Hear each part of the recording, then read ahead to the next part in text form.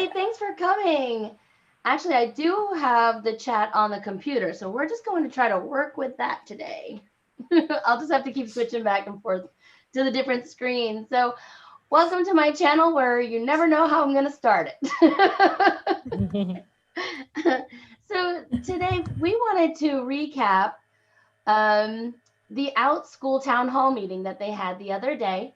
Maybe just get straight to the point and give some, talk about the tips they gave and just talk a little bit about it. So thank you guys for coming. Can you introduce yourselves? Yeah, so I'm teacher Kasey, and I've been with Outschool since May. I say May or June, but then I actually found out it was May. So, so yeah, and I love Outschool. Outschool is really fun. So yeah. Awesome. So I'm Rebekah, and according to Outschool, I started April, but that's when I clicked the link. I didn't start teaching till late May, early June.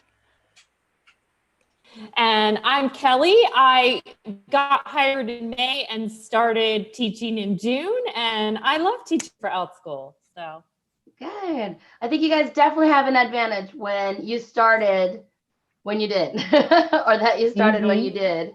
Yes. My first month or my first classes that I booked did really well, and then I didn't know if I was going to like it, so I didn't have any to follow them, you know.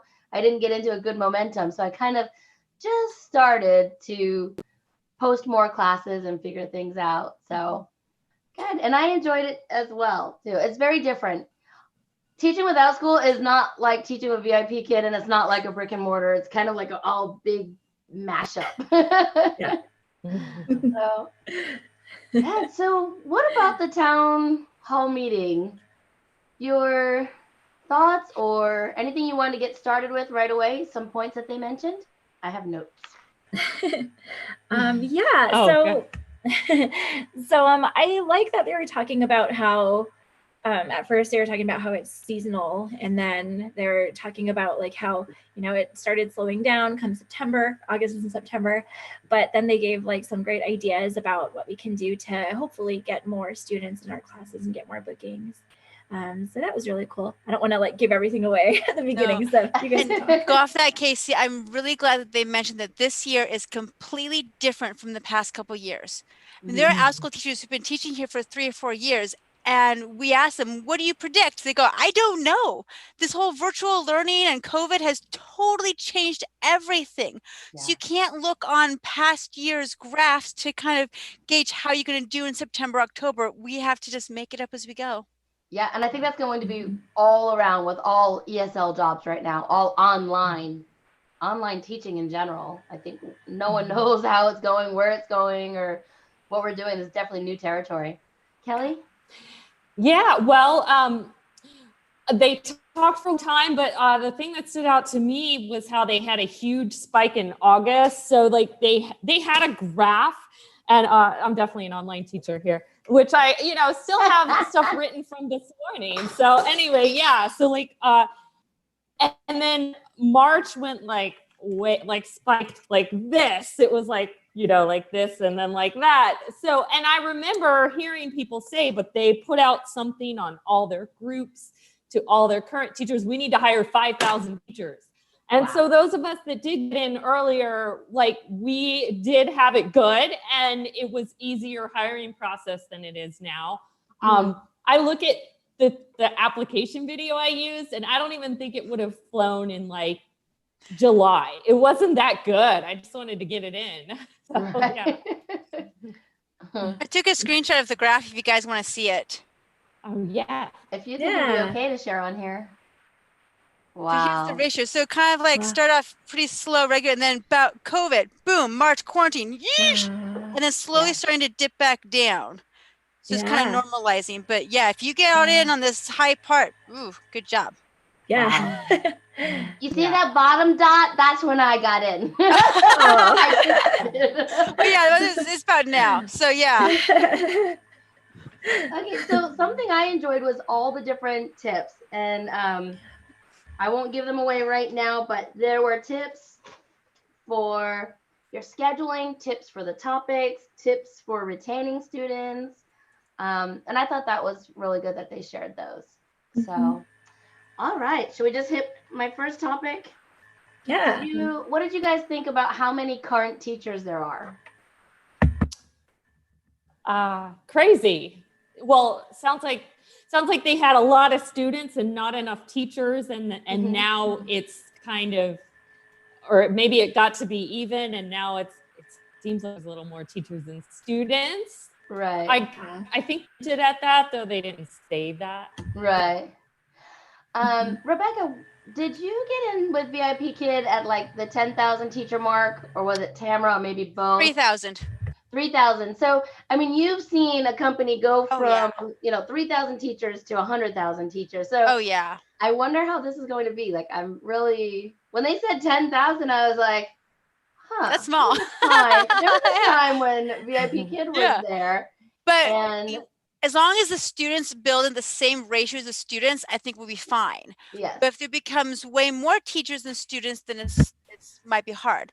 The nice thing about Outschool is that I can have my kids take the classes. And so every teacher that teaches has a possibility of having their own kids take classes. And that kind of helps bring in the kid base. True. Yeah. Mm-hmm. And then you have those like me where my kids are too old. And then you have parents who are not teachers, and so they just enroll their kids in. So it bounces out. Right. It evens out, I guess. So, well, I just want to give a quick hello. Teacher Renee was like first and ready to be here. Usually Kelly tries to get in the chats and says, I'm first. So, hey, Renee, Meredith, Rebekah, Kelly. Hey, guys, thanks for coming. Kasey, you're here. Ray Janae Designs. Yes, we're going to hit those highlights right now. And Candy said, Kelly looks like Snow White. Kasey is like Rapunzel. Oh. Looks like Rebekah's Belle and I'm Aurora. Yay! Love it. It's awesome. Super fun. Belle's my favorite character, so how'd you know? What's that? I said Belle's my favorite character, Disney princess. So she hit it right let's there. just get this out of the way. My favorite princess is Mulan. Oh, nice. Oh, do you guys have a favorite princess? I like Moana. I don't know, but I'll say I have been called like Snow White like all my life. So. All right, it's that dark hair. Yeah. You got really dark hair. Okay, so getting started in Outschool, I didn't even know who Nick was. I've seen emails. He is one of the co-founders. He's a former high school physics teacher, and he's worked on some programs that I've been a part of in my teaching career. And I just thought that was kind of interesting that he mentioned some of those things. So our co-founder is an actual teacher, which is pretty cool too. He knows kids and teaching. So why do they do the town hall meeting? I'm just going to go over that really quick. They're going to start doing monthly town hall meetings for teachers. I don't know if they're starting. I think they've been doing it all along, but some of us newer teachers are just learning these things. And those are to talk about updates and things that are happening, things that are upcoming, changes, things like that. And we'd like to bring it to you in little chunks too. So if you missed their live or you want to hear it in chunks, we'll be here, I think. I haven't really asked the panel yet, but I'm guessing that's where this is going. And it's exclusively for teachers. So although we will share what we can, there might be some things that come up that we're not allowed to share at that time unless you become a teacher. And to become a teacher, if you, what's the word I'm looking for? Mesh with one of us, all of our links will be below. I didn't add Rebekah because she wasn't sure if she could make it. Actually, you were on here and I erased it. And then I was like, oh, I should have just left it. I knew she'd pop on if she could. Yeah, my kids are happy, so I can pop on. If they're not happy, then I'm like, especially when the 1-year-old's not happy. Gotcha. So have either of you tried the availability? That was one of the things on here. You've tried that. That's what I do. Because I tried it one time just to see. So I have a pretty strict home life schedule with a 4-year-old and a 1-year-old and nap times. And like I can only teach certain times of the day. So every once in a while I go to that availability and I click, I can do this time on this day. I click those spots and I've changed it a couple of times. Okay. Then when a parent goes into a class they want to take from mine and they don't like any of the times offered, they'll click like request available time. And Okay. as a parent, I did this once, and it gives them a list of something 2 weeks ahead of now, and it has, do you want this date at this time, or this date this time, or this date this time? All those times I'm available, and then they will click it, and it makes a new section. Okay. And they're the first ones enrolled in the section. So this is great because I'm like, okay, great, I'll teach that class at that time. That's one less thing to worry about in my scheduling. Right. Awesome. Downside is I cross my fingers and hope somebody else signs up too, because I don't want to just one. Right. So even if you have your minimum set, since you set your availability, then you teach it regardless if it's only one, do you know? That's up to me. If it gets closer to the day, like the day before, I might email the parent and say, hey guys, you're the only one in here. Do you want to transfer, or do you want to just hope that somebody else is there, or do you want to just teach by yourself, or by yourself? And sometimes I will teach the one student by themselves, but sometimes I want to have more. Hey Kelly, I see you in the chat, but we don't see you. Sorry, Rebekah. We don't see you on here. Just letting you know. She might have just turned off her video for a minute, but to answer Ray's question, I was just going to say that too. Yeah, it says, does availability have to be on to receive parent requests? No.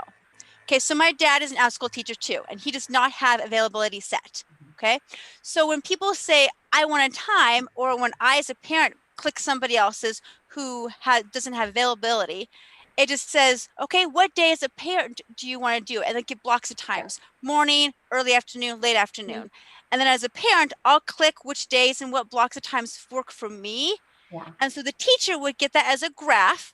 And if they have like 2 or 3 parents giving graphs that go, this one kind of fits everybody's need, I will open one then. And it's more teacher decided on that way.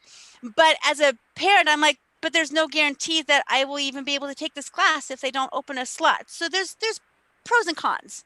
Right. It sent me a message saying this parent wanted a different time and kind of had a block and basically told me to pick. So I picked a time, and actually I let her pick the time. It was my only negative stars.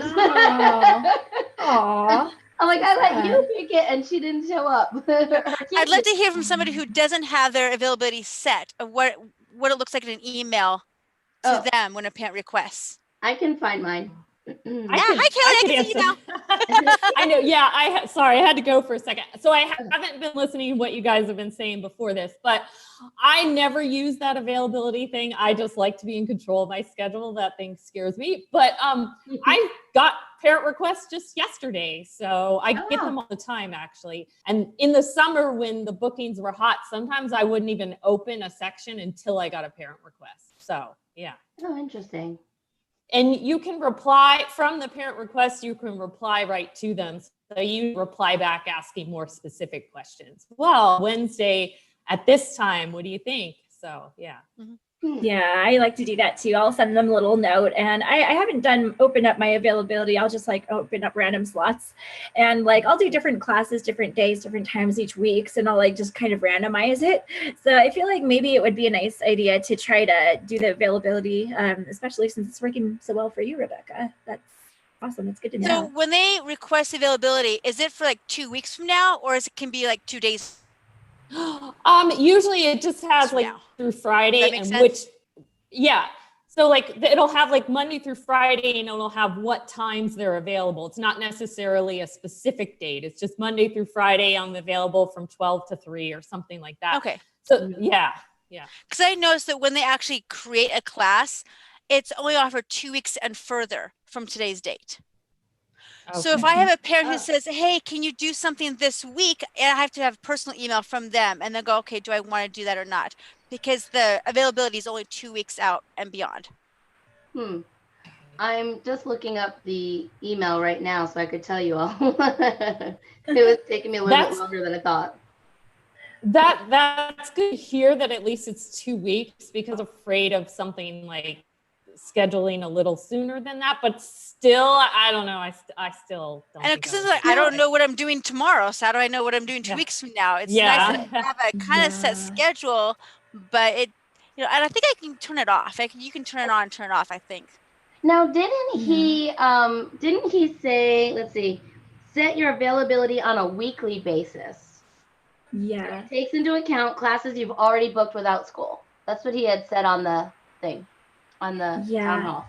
Yeah, and then I just want to add that there's a place where you can do like add exception dates.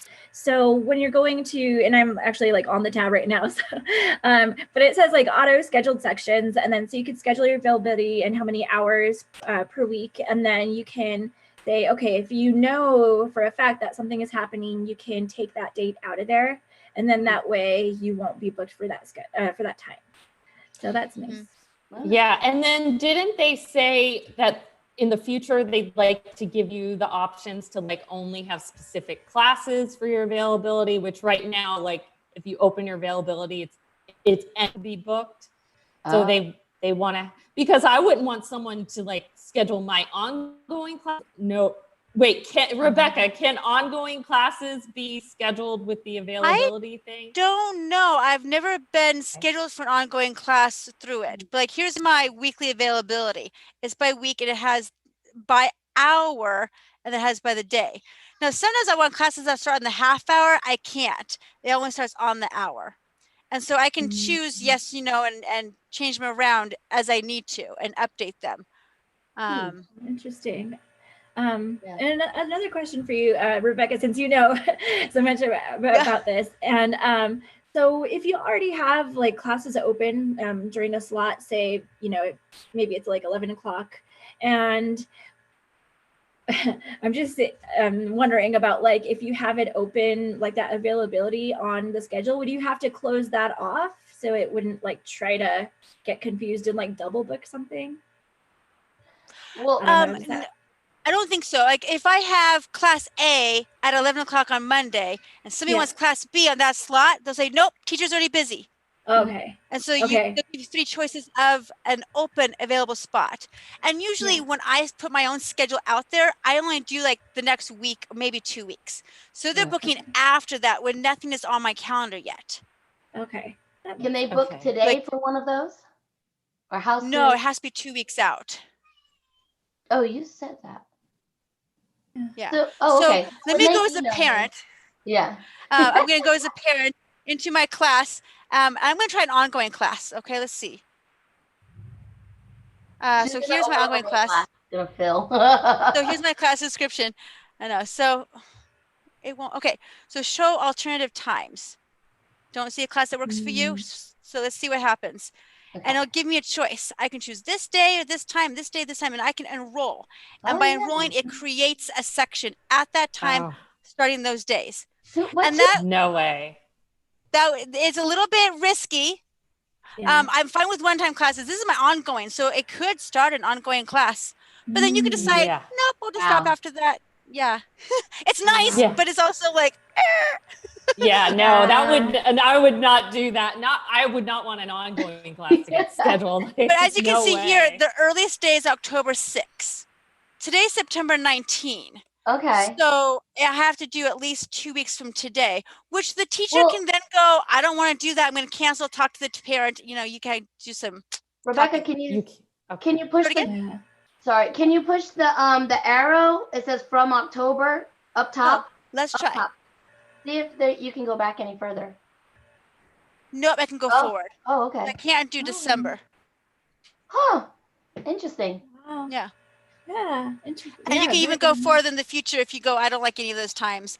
So I've had some parents who says, well, I want to take your class this week and I can't choose this week. So they'll actually parent conversation say, hey, can you open one this week? Oh, okay. If I promise to get some other parent friends to join in. I'm like, well, if you can promise some more students, sure. Right. Do like homeschool thing or whatever. Right. Mm-hmm. All right. Well, let's see. If you have any other questions for us about availability, please put them in the chat. I think we hit that one pretty good. I like that we have our own questions too. Yeah. I'm sure it helps. In the town hall, he did highlight some times that were better than others at this moment, and I was surprised to hear it was Monday, Tuesday, Wednesdays in the morning. Mm-hmm. And then Saturday afternoons, like later in the afternoon, and then Sunday all day. Really? I didn't Yeah. hear that wrong, right? That was the chart with the blue that he had on there. And that chart Yeah. changes all the time. Yeah. So I thought Yeah. that was pretty interesting. Of course, I just booked an ongoing class for Tuesday, Wednesday, Friday. So we'll see if we get anybody. Yeah. And just so everyone This knows, is the as chart's is. in Pacific time. Yeah. Yes. So This is as of today. Right. yeah. Yeah. Yeah. The darker the color, the better the chances, but not Mhm. guaranteed. Right. Right. Yeah. Yeah, I thought that So was interesting. it's good to have that open when you're doing your scheduling. If you don't have your availability open, then it's nice to have that on the side. So it's like, okay, this day would hopefully get some good bookings. Yeah, Yeah. but according to this, Saturday mornings are not a good time. It's pretty light. Everybody goes to sleep in Saturday Yeah. mornings. But yeah, like Kelly said, it's specific time. So if you're in any other time zone, you got to translate Mm-hmm. to your time zone. Right. They said they were going to try to make it like specific to your time zone. Oh, that's good. And Yeah. and then I think he was saying that they were going to try to do it every day, have it like a different, thing every day. I think that was one of the points that he was talking about, is that they're going to try to just keep it, so that we know exactly when we can schedule. Because, and yeah, it's funny because today I had 3 classes that I had opened and no students, but tomorrow I have like the same times and I have 5 students. So yeah, I mean, it just, it changes. I But thought yeah. Saturdays would be a great day, but I might switch Saturdays to Sundays. Yeah, if it me works in too. my family's life. Interesting. Mm-hmm. So we're all like, huh. You see how our wheels are turning too as we're talking about this? Right. Yeah. We are not experts. We bounce ideas off each other, even when we're not on these lines. Yeah.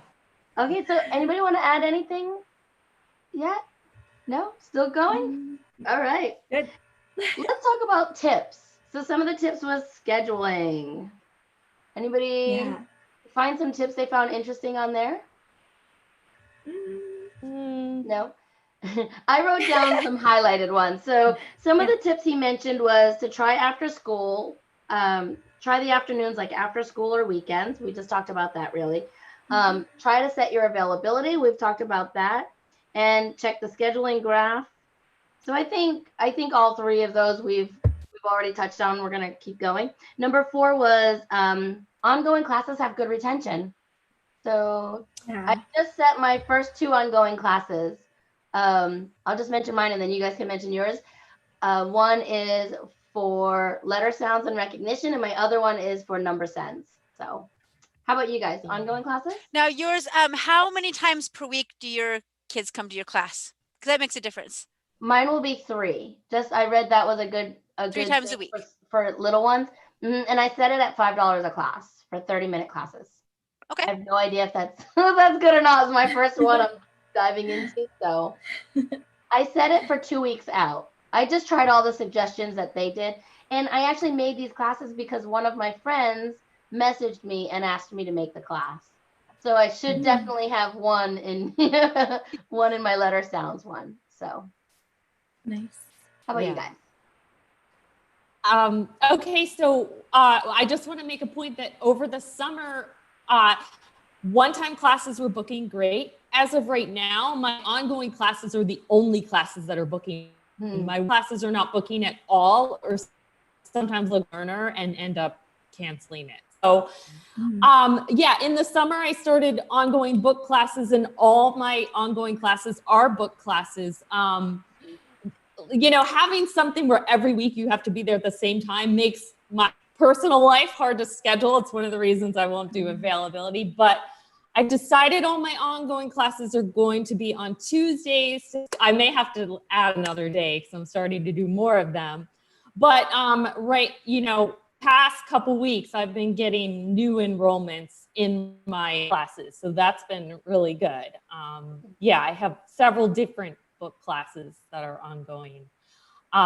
And let me also say, if anyone watches Ann's videos, she did a really good video just a couple days ago on ongoing classes. And I learned some things because she's been doing them for longer than me. So I learned some things from her video. So. Oh, good. We'll have to link that one below. Good. Rebekah, do you have ongoing classes? I do, yes. So most of mine are one-time classes, but they're science classes. My ongoing class is a math class. It's a K1 class called Beat the Teacher. And so it's a competition class where they have to beat me. So in addition to doing math facts and math games, we also talk about competitions and being good winners and good sportsmen, and we don't cry for losing. Because that's really hard if you're 5 or 6, you know. And that's been doing pretty well on Thursdays. And so my one-time classes were kind of dwindling. So I added that again for Fridays and then Mondays. So that whole week, Monday through Friday, will be the same lesson. And then I'll start a new lesson Monday through Friday. They meet one time per week, and it's $8 for 30 minutes. Okay. Good. And Kasey, how about you? For the most part, mine are one-time classes, and I was trying to get one ongoing class or multi-day something going, like with mythology around the world, and I don't know, I thought that'd be really cool. But they kind of kicked it back and said, you don't have like the credentials or whatever for this. And it's just like, it's just mythology, but I mean, I don't know. So, so I don't really have much right now for that. Okay. Yeah. Good. And hey, Marianne is in the chat, and we just shouted out her channel. Marianne, if I make you a moderator, would you like to add your video below? That's what I'm working on now, but it wouldn't work on my computer, so I had to go to my phone. So you can add it to the chat box, and then I'll add it to the description later. So Marianne said, laugh out loud, I'm driving, but hands-free, sent to you soon. Oh, okay, perfect. She missed the town hall. Oh, good. So she's listening because she missed the town hall. Good. So we've got some information going out, and we'll put that video up there too. Ray Danae, I feel like I should know who she is. And she said she teaches, should our ongoing classes meet more than once a week or no? I have 3 running now, ages 4 to 7, and they are almost all full. We meet once a week. Ooh, I say if you're full, you're full. As a parent, my personal opinion as a parent is once a week, because my life is busy. And what if it's a 3 times per week and we're out one of those times a week? Well, can we just do the 2 times? That makes it kind of tricky to schedule. I mean, if you're just home all the time, sure. But if you're on the run, as a parent, I think once, maybe twice a week is best. But hey, if it works, it works. And just go with whatever is working. Mine's 3 classes in the evenings because that's what the parent asked me to do. And it's evening, so I don't even know how it's going to go. It's at like 5 Central, I think. Nice. I don't know. I made 2 of them, so I'd have to look. Kelly, what were you going to say? Oh, all mine are once a week. Oh, okay.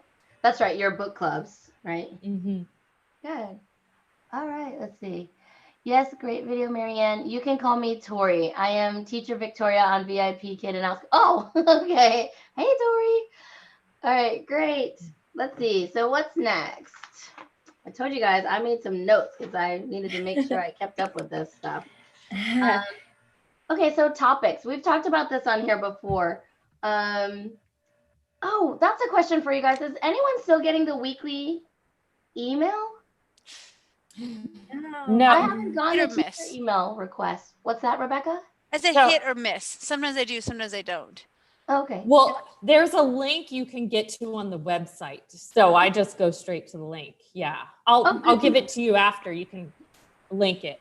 Because actually I just created a class based on that a couple days ago. So yeah. Oh, good to know. Nice. So they had mentioned get inspiration from topic requests, which is that email, the parents request, and us teachers, we can go in and see what parents are requesting. He did say to make sure you stick to what you know and what you enjoy, so you're not just making a class just to make a class.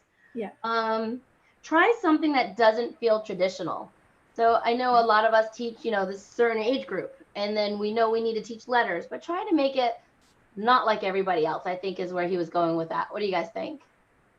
Yeah, do letters with a spin, do letters with superheroes, letters with princesses, letters with this. Make it unique and fun, not just we're learning letters today.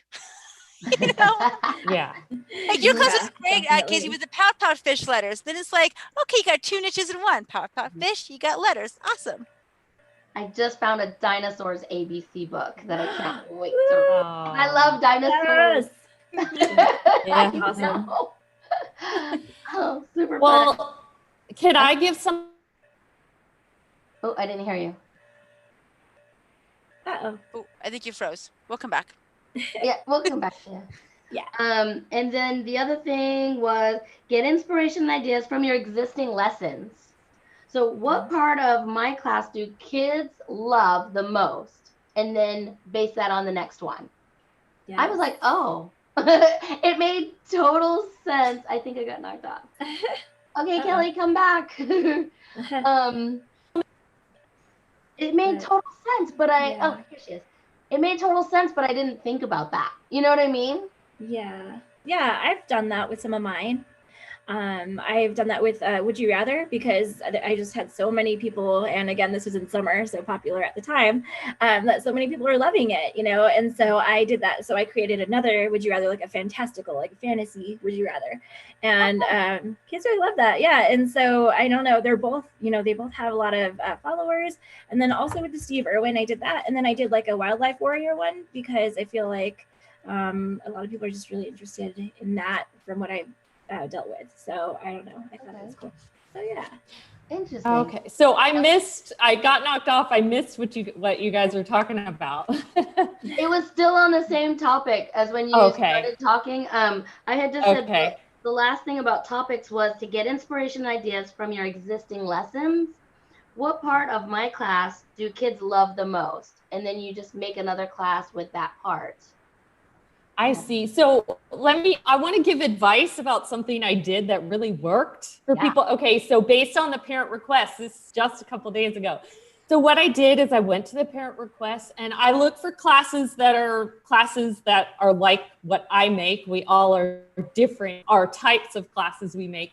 But I looked for those kind of classes and then went to Outschool website and did a search on Outschool. And if there was even one person doing the class, if it was ongoing, multi-day, or a one-time class, I just didn't do it. So I looked for classes that nobody else was doing specifically. And I created a class, got 2 schedule requests within less than 24 hours after posting it. So nice. That worked. Yeah. Good. That's awesome. Good. It's good to know. So any other tips, tricks for finding topics to teach about? No? I mean, that's pretty much find your passion and teach to what you love, right? I think that always, I think your enthusiasm comes off. But I was so excited. I know I mentioned this once and somebody was like, stop bragging, but I'm going to mention it again because I'm excited. They talked about marketing on here, and I just saw another one of my classes on an Outschool ad, so it made me feel proud, you know? Yes. I think one of the tricks is making a good thumbnail for that. Yeah. So I wanted to throw that out there for people looking to get more students or, what am I trying to say? Market yourself, branding. Well, because I skipped what I wanted, why can't I talk now? I think I got excited. Like a little kid. I think marketing yourself is important. And we've learned this through, VIP Kid and things. So having, catchy thumbnails or profile video and things like that also helps to get students. And you can change your thumbnail anytime. If you go, this is not working for me, make a new one, pop it in and see if that helps. I've changed a bunch of mine a couple different times so that they all look similar but not identical. I want my classes to look, different, but I want like my face on there, or some things you want them to be you. I had to find what that is. What is me? Renee, I use Canva all the time. I use the paid version, but I think if you're only doing thumbnails for Outschool, then I think the free version is really good too. So there is a link below if somebody wants the pro version, though. That was the hardest affiliate thing to get into. So I always want to throw that one in there. And I know that Canva, that teachers can get it for free And I just sent them an email, like, because I know educators, they can potentially get it. So I already had an account that I had paid for, you know, I pay monthly. And so I've seen videos and things that you can actually either create a new account, but I already have so much on mine that I'm like, I don't want to lose it all. Yeah, really. So I'm like, I just sent them a message and I can actually let you guys know what happens. But yeah, because yeah, I for thought sure. they ended like at the end of August, but maybe if it's still going, yeah, that would be great. Yeah, for sure. I know someone just came out with a video. Maybe it was Catherine Davis. That was pretty recent. So yeah. Yeah, that's definitely something to look into. So like I said, if you're using it for just Outschool, I think the free version, or see if you can get the free teacher version, because that's great. There's so many things on there that said pro for a while. I was like, oh, I just want to use that. I think that's how they get you. Okay, so anything else about marketing yourself to help build your students? What do you think? They can join my Facebook page, free and discounted classes. So if you're a new teacher, you can give or any reason you want to give a discount. And if you're watching this and you're a parent, it's a way to get discounted classes. So yeah. Outschool ongoing class, answering your question. I think that's the video she wants to link. Oh, okay. No, so if you find that, you can pop the link in there, anybody. Yeah. Marianne, I made you a moderator, so you should be able to. If not, I will put it in here. There was one thing I was going to say. Oh, yeah. Kelly, can you put your Facebook group in there? What I love about it is it's for parents looking for classes, free or discounted classes, and it's for teachers that we can post our free and discounted classes. So I think it's great that it's for both. It's not posting the link, but this is the name of it. Awesome. I'll try to link it and see. It might be too many characters. Sometimes it does that. I'll try to post it too after I do the group. Oh, okay. Good. Let's see what's next. The next thing was actually retention. So once you have a student, how can you keep your student? How can we retain them as Outschool students or as our own students? Anybody want to touch on that? Two ways. One, ongoing classes. Because like with my math games class, I rotate like 4 or 5 different games. And so then they want to stay for like the whole unit, so to speak. And now I do lose some here or there as they, come and go, and that's fine. And it hurt, like, you left me. You're subscribed. But no, I did say it was a drop in, drop out, let go of your feelings. But they do want to come back next time because they like my personality or they like the fun class or whatever it is. And then with your one-time classes, it's nice if you have some other class that's similar, either was a part 2 or something in the same kind of niche, to go, I like this class, and then, I might like this class too.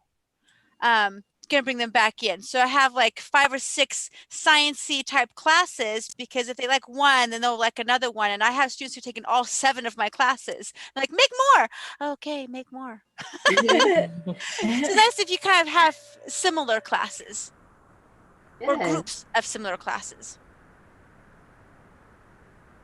Kasey, Kelly, anything else on that? I'm probably not the best person to speak on it because I literally have classes all over the map, different ages, different topics. I've started to get more of a niche, like with my American Girl class was doing so well. So I started doing other book classes with girls the same age, but I'm still a little all over the map with that one. Yeah. Good. Yeah. Marianne said, I have also had great success just meeting once a week since June for my ongoing class. I commented earlier, but it doesn't seem to be showing up. Yeah, you want to know the one tip that she gave that like made me think. So when you have an ongoing class, you could do like 15 classes and it only shows 1. So I thought when you're done with a section, like Rebekah, you said you had 4 games. Do you end it and start a new one, or do you just keep going after the 4? So I'm constantly going back into the description page And I keep changing the dates. I keep going, okay, and then every few weeks I kind of rotate it around. So as a parent, you come in looking, oh, it's a brand new class, and it starts in this week. I don't say that it started back in June. No, it starts in September. Yeah. And so I keep changing the dates and keep rotating it so that they know if they just stopped in, what's going on. But you don't end it. You just keep it going. Okay. No, I just keep, well, I was going to end it when school started. It's like a get ready for back to school. So let's do some math games in August. But I'm having kids who are loving it. So I'm like, let's just keep continuing it. Yeah. We're just going to keep going. So I just keep adding sections, keep changing the description, keep rotating through the dates in the games, just shifting things around. And it's working. Yeah, because that's the thing Marianne said. She said she gets through the whatever it is, 9 lessons, and then she doesn't end it. She keeps it going. She just communicates, because she found that if she stopped it and restarted it, not all of them rejoined the class. So it's better just to keep it going. They just keep their subscription. You know, it's kind of, yeah. So it's kind of like if you have a subscription to something and you're like, I should cancel that, but you don't get around to doing it, they're more likely to stay just for that reason. Yeah. Marianne, what's your niche? What do you usually teach? Did she already mention that? I'm just I think she was teaching phonics. Yeah, I think. Oh, okay. And she said in her video she taught like 15 sessions of the same lesson. So like 15 of the same class each week, and then the next week 15. So she kind of has a nice.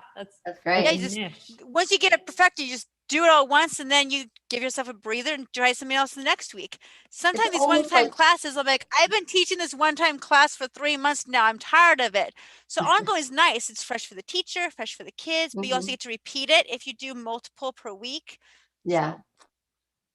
It's almost like passive income. I mean, it's not, because you're still teaching the class, but once you make it once and have practiced it, then you don't have to keep reinventing the wheel. So it does save you time that way. I will say, here are the highlights. The tips that they gave us was getting learners to take multiple classes with you is key to your success. So ideas would be, like we said, branding and using that next class function that I didn't even know was a thing until talking to you guys that time.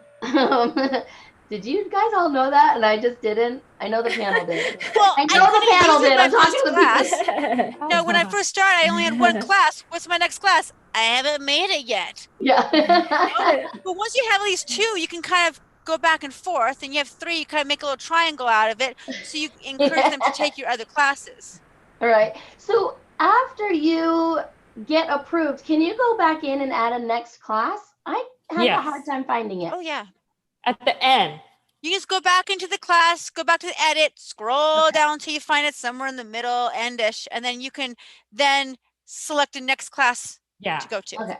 My husband was like, very end. Kasey, you need to get on this next class thing. I'm like, okay. Okay, so, and then the next But you one can only suggest one class, which is hard to choose sometimes. You can only suggest one class. I'm like, I've got 3 that could be good, so just that one. Eeny, meeny, miny, mo. Yep. Okay, let's see. Deliver an excellent class. Deliver excellent service. Yeah. I mean, if you're not feeling it that day, you just might not get your students back. If you're not feeling it that day, you need to put on a face that you are if you want those students to come back. Do you agree? Yeah, for sure. I mean, sometimes you just have to hide what else is going on. You give them the best class for that 30, 45, 1 hour, whatever you have. I think that's kind of important to, it's not kind of, it is important to get students back. They kept mentioning building a course catalog. And I was like, is that like a page they can see all, but it's not really. Like, right? Do you guys know what they meant by that? Yeah. I think that's like what Rebekah had. All your classes kind of are connect together. They're all science. They're all like the same age. That's kind of what I got, what they meant by that. Right. That's exactly what she had talked about. So she did mention a teacher, and she said all of his courses are just mixed courses, but they all come back to biology. That is his niche. That is his thing. And then he can keep, next class, this one, next class, this one, next class, this one. So I think I remember that. And so his multi-course, his ongoing, and his one-timers were around that niche. And so people can choose which ones they want to take because they're all very similar, whether they want to do an 8-week course, they want to do an ongoing, or if they want to do just a one time. I think it's smart. And if they like that one-time course, they might want to sign up for his ongoing if they enjoyed that one time. So that's great. She said, think of each of your courses as a cohesive thing. Multi-subject teachers, though, should have multiple classes on the same subject to get kids coming back. So if you have a reading and a math, and you want to have at least 2. So your next class up can be another one in that subject, or maybe the same age group. Maybe it's a different subject, but the same age group. That's part of getting your students back. Anything else on that? So it's not really like a catalog that they can go and look, but it is kind of keeping to the same thing. Mine is multi-subject, but it's basically pre-K, kinder, first grade. Anybody else want to talk about their catalog? What do you have going on? Yeah, I'm not the best person. No, my catalog is all over the place. Kasey's is eclectic. Yeah, it's a good word for it. Definitely. Yeah. Kelly, don't a lot of yours, or aren't they for older students? I would say middle to upper elementary is what mostly girls, although I do have a boy ongoing book class now, but around like 7-ish, maybe like, second, third grade around there is what I've mostly been doing. Yeah, I've done a read aloud with my students for years, and I've been cleaning out my garage and found all of my books. Guys, I have thousands of books, but there is one set that I love to read after recess every day, and I'm like, oh, that would be fun. So, I don't know. Teacher Tori said, I taught to one student the other day, and the parent was so appreciative and signed up for the ongoing class. It was literally like $5.50 for me, but in the end, I got a new returning student. Awesome, Tori. That's great. Let's see. And the last thing was consider lowering your class size. I've done that. Yeah. What's that, Rebekah? I've done that kind of to trick the system a little bit. So I've noticed that when you go into a class, it says only 2 spots remaining, only 3 spots remaining. That's what I want. I want them to see that I have a high demand. So I tried it. Okay, my math class, I have max of 6 kids. But when I opened my new section, I said max of 3 kids. So there's only 3 spots remaining. And as I add in, I'll just keep upping that amount until I get to like 5 or 6 kids, so that it looks like it's booking better. But I wouldn't mind teaching 1 or 2 kids in the math class. That's fine. But I just wanted to kind of kickstart it. But you can change each individual section to a lower size or an upper size. And I think the point to that was the parents want not 10, 12, 15 kids in each class too. Yeah. So I think if you do that, maybe keep it somewhat small just to. Yeah, I saw a complaint on months ago. Sim was teaching kindergarten and they had 25 kids in that class. And the parents like, why? My daughter got hidden in your class. Like, I want one that just has like 5 or 6, kind of like the one-on-one thing. Like, please do smaller sizes. I know, and as a kindergarten teacher, it's like, well, I had 25 in the class. Right? That's what I'm used to teaching. So But it's different. It's different online. Yeah. Yeah, I have no want to have 25 in my online class. It's that balance, because in the summer when bookings were hot, it's like, oh, I could add more kids, I make more money, but you got to balance that with a good quality class. Yeah. And I did the ones that were booked more money, but then the students did have less time to talk, or that'd be when you'd accidentally overlook one kid, even though I tried to be fair and get a bad review and stuff like that. So it's a balancing act, definitely. Yeah. Interesting. Good. So I think that's all with that. Something we talk about, I know we compare VIP Kid, it's just kind of hard. That's what we all know. One thing is we've all talked about them having great workshops and professional development. And I don't know if you guys or people in the chat knew, there are some professional development in Outschool.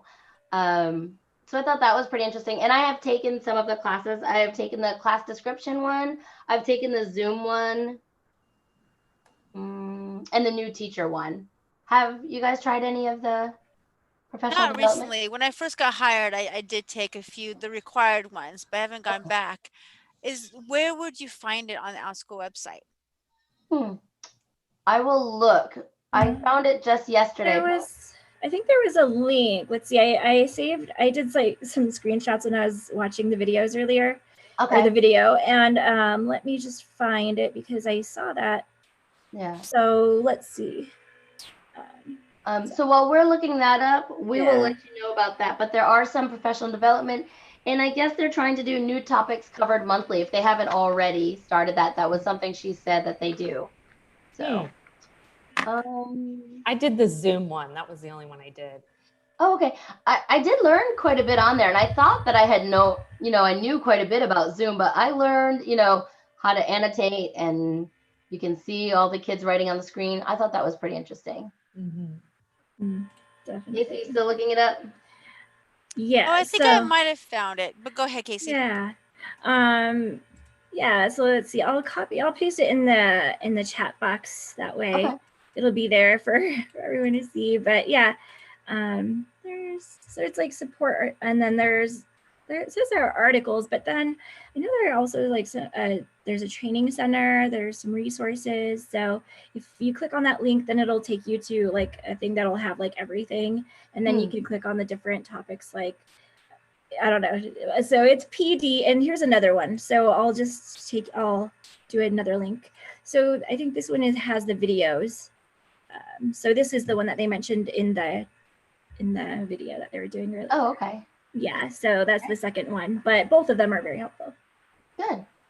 Okay, so that's that. And I found one similar when I was in my teacher dashboard, and I scrolled down to the very bottom, and I found kind of those hidden links. It says resources, and it has training modules, teacher resources, help center. So if you click on those, you can get to some similar things too.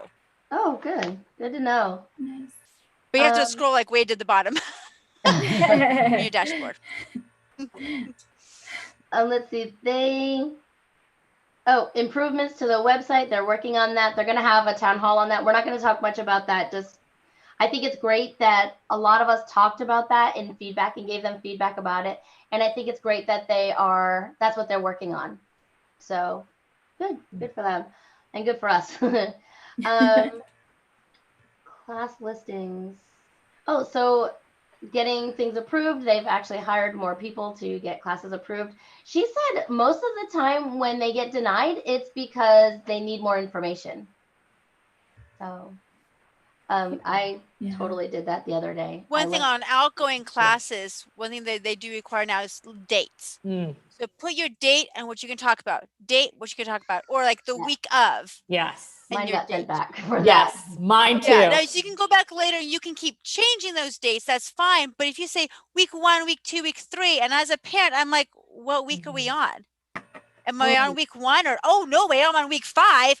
Okay, well, when did it start? So it's nice for the parents to know when they're getting into their ongoing class. Yeah. Right. Mine they're stricter with ongoing. Mine got sent back 3 times the other day. So yeah. I will say that having, like I told you, mine is 3 days a week. So it said week 1, day 1 letter, because I'm doing 3 letters per week is how it's going to work out.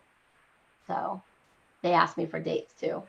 And we already talked about marketing, so I don't think we need to talk any more about that. And the last thing I have, she did say that somebody had asked if there was press for Outschool, and she said, I think it was outschool.com/press coverage. You can go and find out. She said there's some great things on the press about Outschool. So anybody have anything else about the town hall meeting? I don't think so. How did we do in the chat? I don't know if they've watched it or if they just came to us for the highlighted. We tried to keep it shorter, but It's tough because we can talk about our own personal experiences too, but I think it also Right. makes it better. So Yeah. that is That is all helpful. I keep looking up here because there's new buttons in my YouTube that I want to push and I don't know what they're for. Oh, fun. No, like there's an insert ad. We're not going to do that live to you guys, but create a highlight video. Oh, that's fun. Maybe. I don't know. I'm gonna have to do some research. You So have to try it out. I know. All right. Well, Meredith said awesome. Great, Meredith. Thanks for coming, everybody. Aw. Chat and Outschool panel collaboration. Thank you guys so much. Thanks for having us. Yeah, thank you. It's been Welcome. fun. We'll see you next time. Guys in the chat, if you get a chance, please give this video a thumbs up. And we'll see you next week with another video. All right. Bye, everybody.